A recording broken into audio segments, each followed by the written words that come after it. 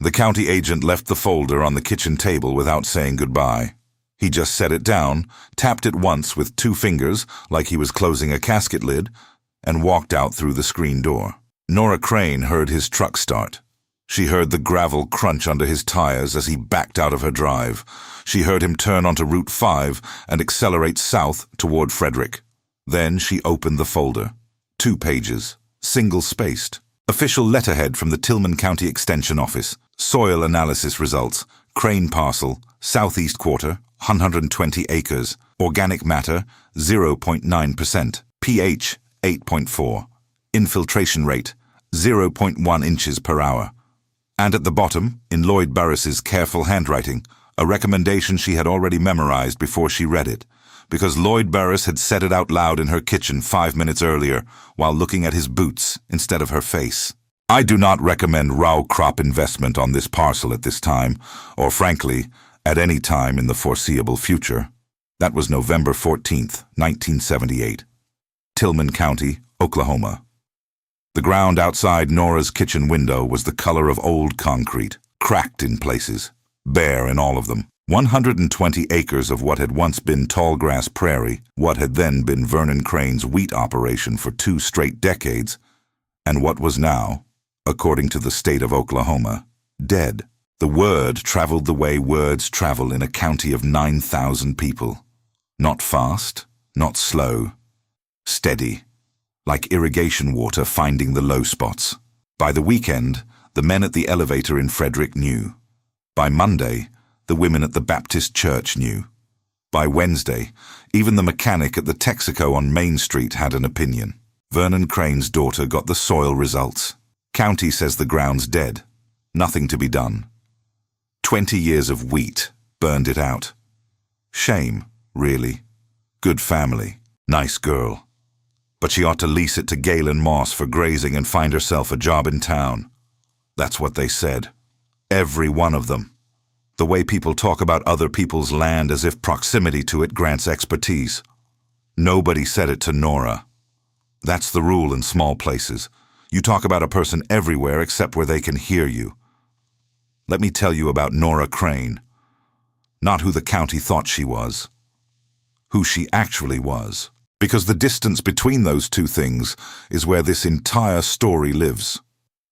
Nora was born in 1947 on that same ground, only child of Vernon and Alice Crane. She grew up watching her father plant wheat every fall and harvest wheat every June and burn the stubble every July and plow the ash under every August and do it again the next year without variation, without rotation, without rest. The way a man repeats a prayer he learned as a child, without ever questioning whether anyone is listening. Vernon wasn't a bad farmer. He was an obedient one. He did what the fertilizer dealer told him. He did what the extension office told him. He did what his neighbors told him. And what they all told him, every one of them, was that wheat was king, and chemistry was God, and the soil was just a medium, a thing you poured inputs into and extracted bushels from, like a machine that never needed maintenance because it had been running fine since the first plow broke the sod in 1921. The chemical companies loved Vernon Crane. Not personally. They loved his account. Every spring, a man named Buddy Tilford from the Mid-South Chemical Supply drove his company truck up the Crane Drive, sat at the kitchen table with Vernon, and wrote out an order for anhydrous ammonia, 2,4-D herbicide, and whatever new product the company was pushing that season. Buddy Tilford was not a scientist. He was a salesman with a soil test kit and a commission structure, and his advice to Vernon never varied in 18 years of visits. More nitrogen, more weed control, more inputs. When yields declined, Buddy's prescription was always the same. Increase the rate. The soil needs more. Vernon signed the invoices, and Buddy drove away, and the ammonia truck came the following week, and the cycle continued. Nobody in that chain of transactions ever measured what was happening below the surface. Nobody tested for biological activity. Nobody counted earthworms or measured infiltration rates or checked for compaction. The soil tests that Buddy ran measured 3 things: nitrogen, phosphorus, and potassium, NPK, the holy trinity of chemical agriculture. What they didn't measure was everything that actually mattered: organic matter, microbial biomass, fungal to bacterial ratios, water holding capacity, aggregate stability. The tests measured the food, but not the kitchen. They measured the fuel, but not the engine. And on that basis, every year, more chemicals went into ground that was dying from the chemicals already in it. They were wrong. All of them. The soil had been screaming for a decade, but it screamed in a language that none of them spoke. Declining yields masked by increasing fertilizer rates, hardpan forming at the plow depth, invisible from the surface. Earthworms disappearing, which nobody noticed because nobody counted earthworms. Fungal networks dying, which nobody measured because nobody knew fungal networks existed. The biological engine that had built 3 feet of black topsoil over 10,000 years of prairie was shutting down organ by organ, and the men who farmed it were reading the gauges instead of listening to the machine. Alice died in 1971. Cancer. She was 52. Nora was 24, had 2 years of college at Cameron University in Lawton, a packed suitcase for a teaching degree she would never finish, and a father who had stopped eating regular meals and started talking to the combine like it was a person. She came home. She unpacked the suitcase, she put it in the closet and closed the door.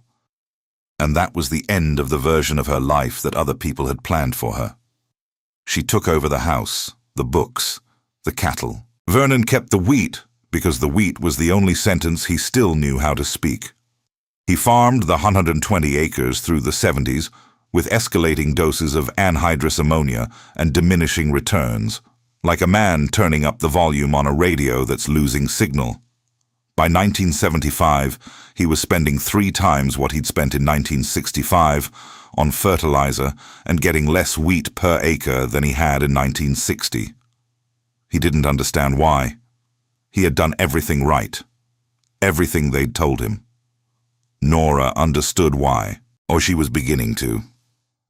In the summer of 1974, she found a magazine on her neighbor's kitchen table during a visit. Not one of the big farm publications. A small one. Acres USA. She took it home and read it that night after Vernon went to bed. There was an article in it about something called the soil food web. Not soil chemistry, which was what the Extension Office talked about. Soil biology, living things, bacteria, fungi, protozoa, nematodes, earthworms. The article said that a teaspoon of healthy soil contained more living organisms than there were human beings on Earth. That these organisms weren't incidental to the soil, they were the soil. They were the workforce that broke down organic matter into plant-available nutrients. They were the architects that built soil structure by binding particles with biological adhesives. They were the communication network, fungal threads called mycorrhizae, that connected plant roots to nutrient sources meters away. And conventional agriculture, the article said, the plowing, the chemical fertilizers, the monoculture, the bare fallow, was systematically exterminating them. Nora read that article 3 times. Then she drove to the library in Lawton, 60 miles north, and spent an entire Saturday reading everything the library had on soil microbiology. 4 books, 2 of them outdated. She checked out all 4. Over the following 2 weeks, she read them at the kitchen table after Vernon went to sleep, underlining passages with a pencil, filling a green composition notebook with notes and diagrams and questions. 40 pages. When she finished, she understood something that would take the rest of American agriculture 3 decades to figure out. Her father's soil wasn't dying because it needed more chemicals. It was dying because the chemicals had killed the biology that made it work. Vernon wasn't farming. He was embalming. She also found, in the last of the 4 books, a reference to a farmer in North Dakota named Myron Enger, who had stopped plowing his wheat ground in 1962 and had begun what the book called a biological transition using cover crops and surface residue management. The book included 3 paragraphs about Enger's results. In 7 years, his organic matter had increased from 2.1% to 3.8%. His wheat yields had matched and then exceeded his conventionally farmed neighbors, and his input costs had dropped by 60%. 3 paragraphs in an obscure library book. Nora read them 6 times. She copied them word for word into the composition notebook. Then she wrote below them, "If he can do it in North Dakota wheat ground, it can be done in Oklahoma wheat ground. The biology doesn't care about state lines." That sentence, written in pencil at a kitchen table in 1974, was the foundation of everything that followed. She didn't tell him. There was no way to tell a man that the work of his life had been destroying the thing he loved, not without breaking something in him that was already close to breaking. So Nora kept her notebook, kept reading, kept writing letters to researchers and editors and anyone who could answer the questions that the 4 library books had raised. She subscribed to Acres USA. She ordered books through the mail. She began assembling quietly at that kitchen table, while Vernon slept and the soil outside continued its silent collapse, a plan for the 120 acres that contradicted everything Tillman County believed about farming. She worked on that plan for 4 years. She told no one. Vernon died in March of 1978, lung cancer. He was 64. Nora buried him next to Alice in the Frederick cemetery and drove home and sat at the kitchen table for a long time. The wheat ground was visible through the window, grey and cracked, and waiting for another dose of ammonia that would never come. She opened the green composition notebook. She turned to the page dated September 1974, the first page, the one where she had written at the top in pencil, "The soil is not a container. It is a community. To rebuild the community, stop killing the members." She had written that 4 years ago. Now she had the land. She had the authority. She had the plan. She also had a county full of people who were about to become very confused. She ordered the soil test in October. When Lloyd Burris delivered the results in November, confirming everything she already knew, she felt something unexpected. Not despair, relief, permission. The soil was officially dead. The experts had signed the death certificate, which meant nobody would be watching what she did next, because nobody pays attention to a graveyard. The farm was paid for. Vernon had shared his father's philosophy on that point, if on nothing else. No mortgage, no equipment loans. The machinery was old, but functional. A 1962 John Deere 4010 that Vernon had bought, used in 1968. A pull-type combine from 1959 that still cut wheat acceptably, if you understood its temperament, which Nora did because she had been running it since she was 16. A grain truck, a stock trailer, a hay baler that needed new knotters every 3rd season. None of it was impressive. All of it was owned outright. And paid-for equipment on paid-for land with cattle that ate grass was a financial position that exactly 3 other farmers in Tillman County could claim in 1978. The rest owed the bank for something. Most of them owed the bank for everything. That distinction wouldn't matter for a few more years. When the farm crisis of the 1980s hit, when interest rates climbed past 18% and corn dropped below $2 and 11 families in Tillman County lost their land to the bank, Nora Crane would still be standing on ground she owned free and clear, farming with equipment that belonged to nobody but her, spending almost nothing because she had built her operation the way her father had built his, as if debt were a disease and the only vaccine was a paid-for life. That was the first advantage. Here's what Nora did with it. In December of 1978, she drove across the Red River to a ranch supply in Wichita Falls, Texas, and bought 14 bags of hairy vetch seed. Hairy vetch is a legume. Its roots host bacteria that pull nitrogen from the air and fix it in the soil for free. It produces massive amounts of green biomass that, when left on the ground, feeds the soil organisms that conventional farming had starved. And it has a taproot that punches through compacted clay like a slow-motion drill, opening channels for water and air to enter soil that hadn't breathed in 20 years. Nora hadn't chosen it from a catalogue. She had chosen it from 3 years of research, 40 pages of notes, and correspondence with soil scientists who were studying cover crop systems in the southern plains. She broadcast the seed by hand. All 120 acres, walking the field in rows 3 feet apart, throwing seed from a canvas bag over her shoulder. It took her 4 days. She started at dawn and stopped at dark and ate sandwiches from her coat pocket while she walked. On the second day, Galen Moss drove past on Route 5. Galen Moss farmed 600 acres of conventional wheat east of the Crane place. He had the biggest operation in the township, the newest equipment, the highest expenses, and the most opinions. He stopped his truck and watched Nora walking the field, throwing seed by hand into dead ground, and he could not understand what he was seeing. He drove to the elevator in Frederick and told the men at the counter, "Nora Crane is out in that dead field, throwing something on the ground, walking back and forth like she's feeding chickens. Can't tell what it is. Ain't wheat. Doing it by hand." The story moved through the county by Friday. The Crane girl is planting something in the dead ground, by hand. Some kind of weed, looks like. Lost her mind, probably. Grief does that.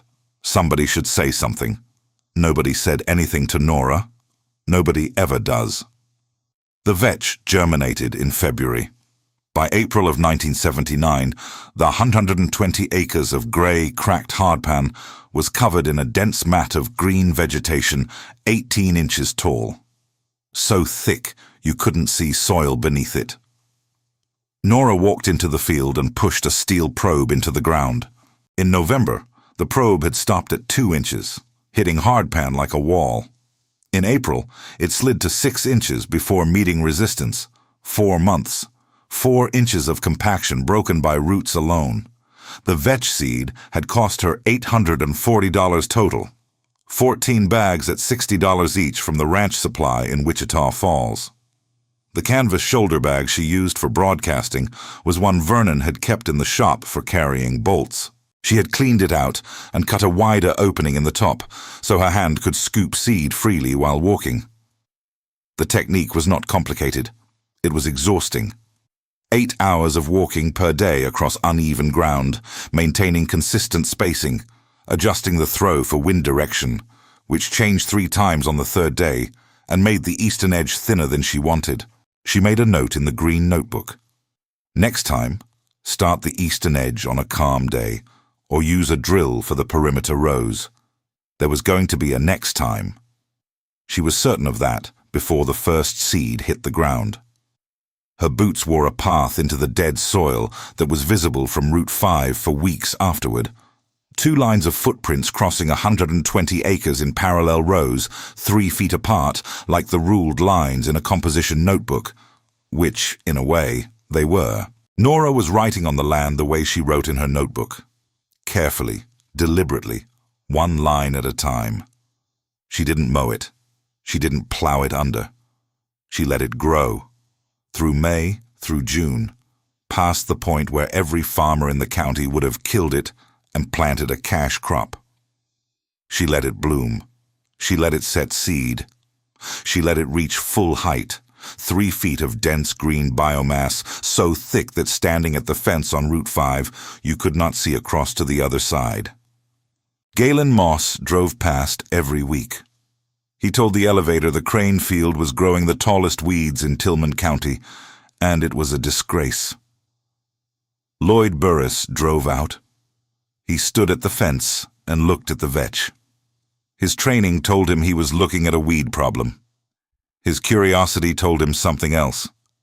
The coverage was too uniform. The species was too specific. This wasn't neglect. This was intentional. He knocked on Nora's door. She invited him in, made coffee, and opened the green composition notebook. She explained the soil biology. She explained the cover crop strategy. She explained what she intended to do next, which was mow the vetch, leave the biomass as surface mulch, and plant directly into it in the fall without a single pass of a plow. Lloyd listened for 45 minutes. Then he said, "I've never seen anyone try this here." "I know," Nora said. "The soil science you're describing, there's research supporting it. Rodale Institute, some land-grant universities. I know. I've read most of it." He looked at the 40 pages of notes, the cross-references, the hand-drawn diagrams. "How long have you been working on this?" "Since 1974. He was quiet. Then, "What do you need from me?" "Stay out of my way, and when the neighbors complain, tell them I know what I'm doing." Lloyd nodded. He did exactly that for the next 3 years. In July, she mowed the vetch and left it lying on the surface. 4 to 6 inches of dead biomass covering 120 acres like a blanket. In September, she planted a cocktail. Not wheat. 7 species in one field. Crimson clover for nitrogen. Daikon radish for taproot compaction breaking. Cereal rye for biomass and fungal hosting. Austrian winter peas for additional nitrogen. Turnips for root channels. Oats for quick coverage. And sunflowers, 3 rows per acre, for deep mineral mining. She planted them with a used no-till drill she'd bought for $400 and modified herself in the shop, adjusting the seed plates for the varied seed sizes. No plow, no disc.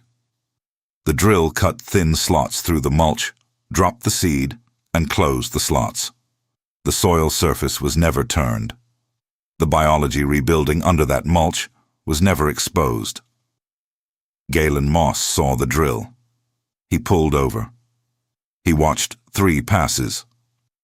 Then he drove to the elevator. "She's planting into the dead field with a grass drill. Into the weeds she grew on purpose. 7 different things. No plowing, no spraying.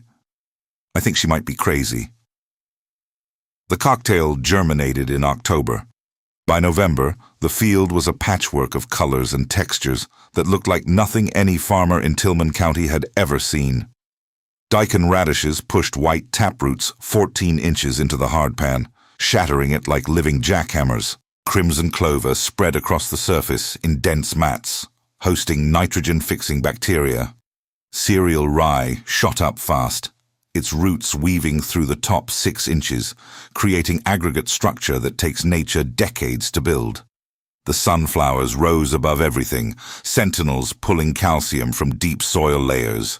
January 1980. Nora walked the field with the soil probe, 11 inches of penetration.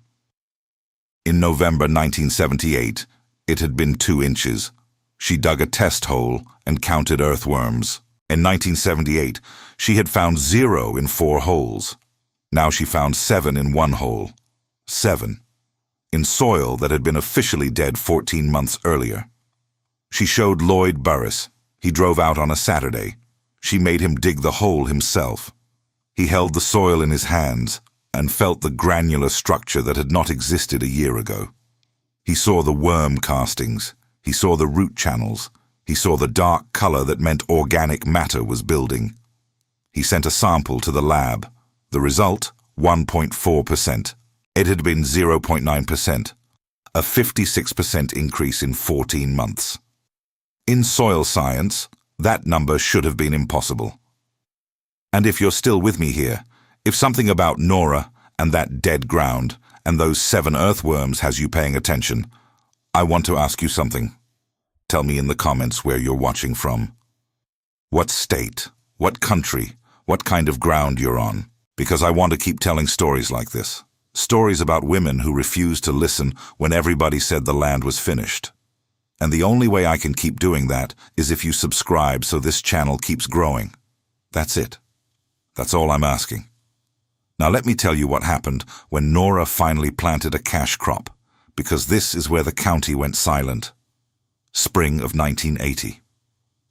Nora mowed the cover crop cocktail and left the biomass on the surface. The mulch layer was now substantial, 6 to 8 inches of accumulated organic material from 2 seasons.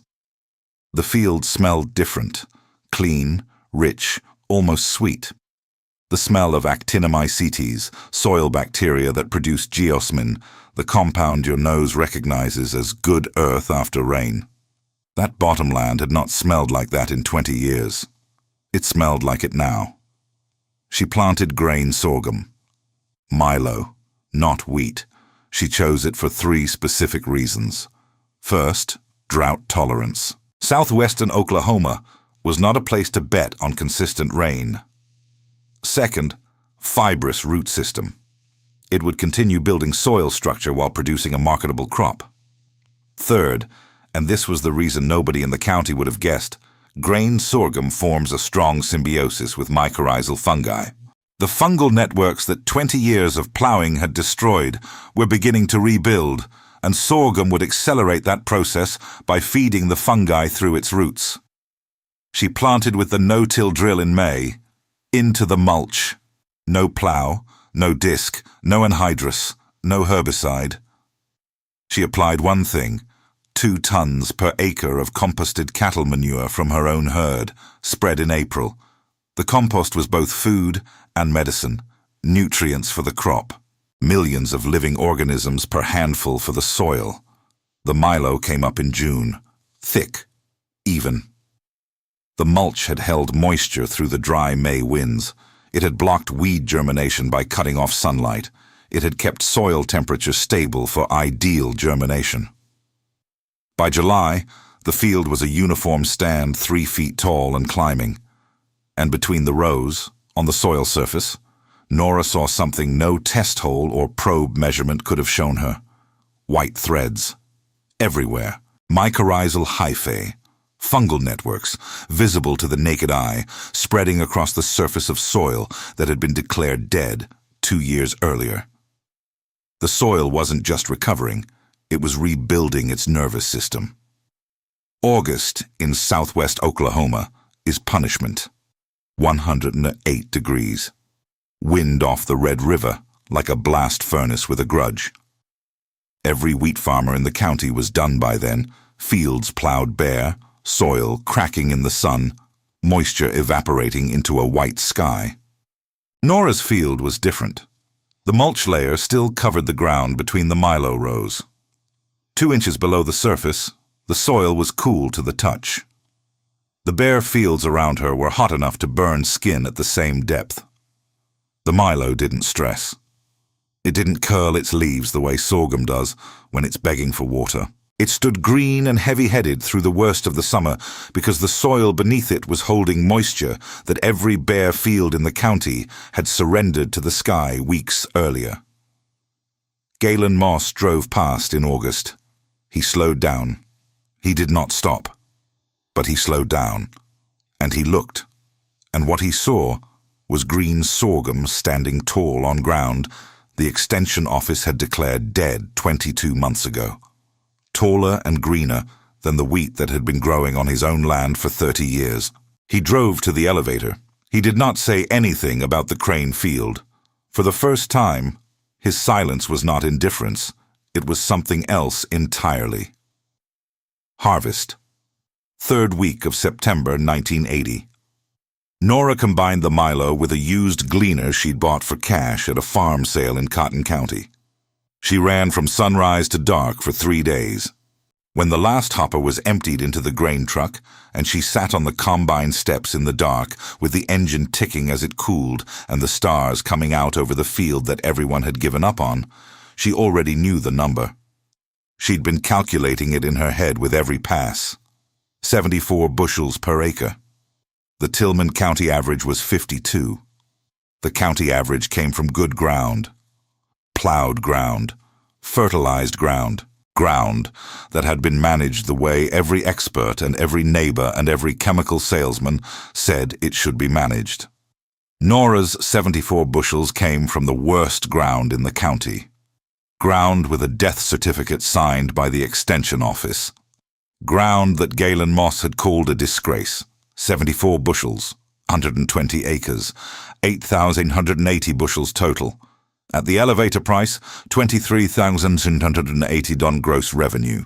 Her costs, seed 1,440, compost spreading 960, fuel 840, cover crop seed from 2 seasons 680, drill maintenance 320, total 4240, net 19,440. From dead soil, no synthetic fertilizer, no herbicide, no tillage, no debt. She drove the grain to the elevator in Frederick. Curtis Webb, the elevator manager, looked at the test weight and the moisture and the volume and said, "Where'd this come from?"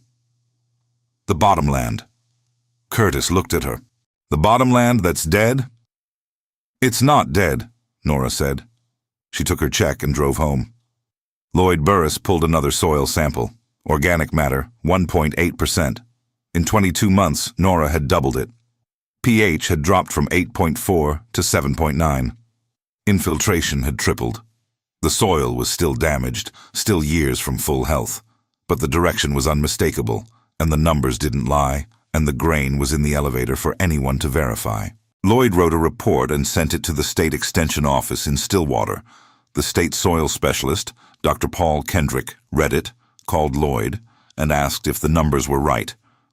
They were. He drove to Tillman County the next month. He walked the field with Nora.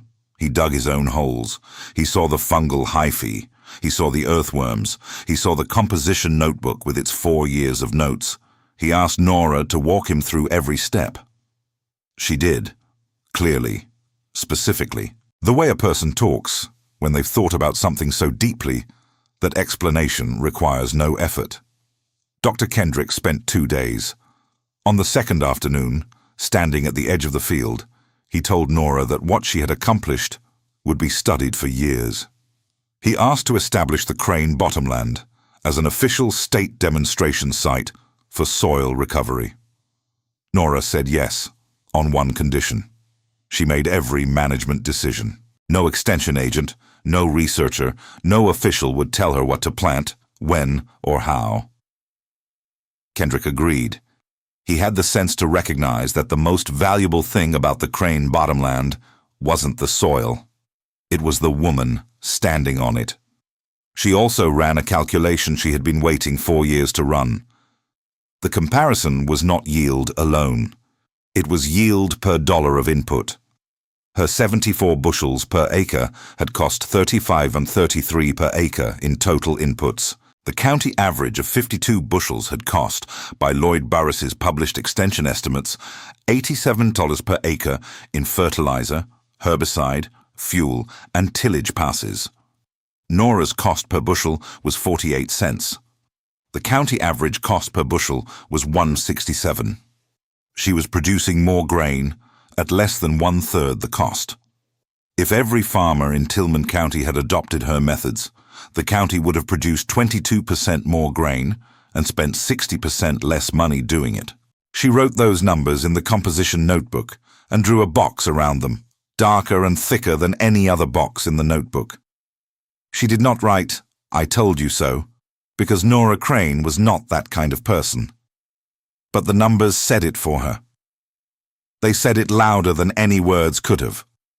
And they would keep saying it, year after year, for the next quarter century, while the conventional farmers around her continued to pour money into soil that gave them less back every season. The demonstration site opened in 1981. Monitoring equipment went in. A graduate student named Maria Serrano drove down from Stillwater every 3 months to collect data. Maria and Nora became something close to friends. 2 women who understood soil and who didn't need to explain themselves to each other. In agriculture, in 1981, that was rarer than good topsoil in Tillman County. 1982, organic matter, 2.3%. 1983, 2.9%. Nora rotated the Milo with cover crop cocktails, each one customized to what the latest soil test showed was still deficient. She added buckwheat when phosphorus stalled. She added Sudan grass when deep compaction persisted below 12 inches. Every decision came from the green notebooks, which now filled 3 volumes. 1984. Organic matter, 3.2%. Infiltration, 0.8 inches per hour, 8 times what it had been in 1978. pH, 7.4, nearly neutral. Earthworm count, 24 per cubic foot. The soil that Lloyd Burris had declared dead, that Galen Moss had called a disgrace, was testing within the range of healthy native prairie that hadn't been plowed since before white settlement. And the yields told the rest. Grain sorghum, 1984. 91 bushels per acre. County average, 58. Nora's rebuilt soil, resurrected by biology instead of chemistry, by patience instead of payments, by observation instead of obedience, was outproducing the best conventional ground in Tillman County by 57%. Galen Moss did not drive to the elevator that September. He drove to Nora's house. He parked at the gate. He sat in his truck for several minutes. Then he walked to the porch and knocked. He was 62 years old. He had farmed 600 acres his entire life. His own soil tests, which he'd finally started requesting after watching Nora's field come alive, showed organic matter at 1.1%. His wheat yields had been declining for 6 straight years. He was spending $38,000 a year on fertilizer and chemicals and getting less back every season. He stood on her porch and said 5 words. "I need to understand this." Nora looked at him the way she looked at everyone who asked, directly, without judgment, measuring whether the question was real. It was real. She could see it in his face. The face of a man who has been watching something he cannot explain for 5 years and has finally run out of reasons not to ask. They talked for 3 hours. She showed him the notebooks. She explained the biology, the cover crops, the no-till, the compost, the rotation logic. She explained it clearly, specifically, without simplification and without condescension. Galen listened the way a man listens when the furniture in his head is being rearranged and he can't stop it. At the door, he stopped. "Your dad farmed that ground for 20 years, and it almost killed the soil." "It did kill the soil," Nora said. "And you brought it back." "I didn't bring it back. I got out of the way and let the biology bring it back. That's not the same thing." He was quiet. How long before I'd see results? 1 season for the cover crops, 2 for the soil tests to move, 3 for the yields. 3 years. Your ground isn't as damaged as mine was. Could be faster. He put his hat on. I've been farming 40 years. Nobody ever told me the soil was alive. They didn't know, Nora said. Some of them still don't. He started that winter. 60 acres of hairy vetch, a test. Nora helped him calibrate the drill. 2 years later, the organic matter on those 60 acres had climbed from 1.1% to 1.7%, and his wheat yield on the converted ground was 12 bushels above his conventional fields. He converted 120 more the next year. By 1990, all 600 acres were no-till cover crop. The farm crisis proved Nora's point in the cruelest possible way. Between 1982 and 1987, Tillman County lost 9 farms to foreclosure. Families who had been on the land for 2 and 3 generations watched their equity disappear under 18% interest rates and $2 wheat. The men who had bought new equipment on credit, who had expanded onto rented ground, who had signed the invoices that Buddy Tilford and his successors brought to their kitchen tables every spring, those men stood in auction crowds and watched their machinery sell for 1/3 of what they owed on it. Nora's expenses during the worst year of the crisis were less than most farmers' monthly interest payments. Her total cash outflow for 1983, the year Tillman County hit bottom, was $4,800. Her neighbor to the west, who farmed the same acreage with conventional methods, spent $31,000 that year and netted $2,100. Nora netted $18,600 on dead ground, with biology instead of chemistry. She did not gloat. She was not built for gloating. She watched the auctions with the quiet sadness of a woman who understood exactly what had gone wrong, and who knew that nobody would have listened if she had tried to explain it 10 years earlier. They hadn't listened about the soil. They wouldn't have listened about the debt. People don't listen to what contradicts what they already believe, especially when the person saying it is a woman in a canvas jacket who farms 120 acres alone. Nora farmed the 120 acres for 26 years after that first harvest. She never expanded, never bought more ground, never needed to. By 1990, organic matter was 4.1%, higher than the native prairie had tested before her grandfather broke the sod in 1921. The soil wasn't just recovered, it was better than it had ever been. Yields ran 50 to 70% above county averages.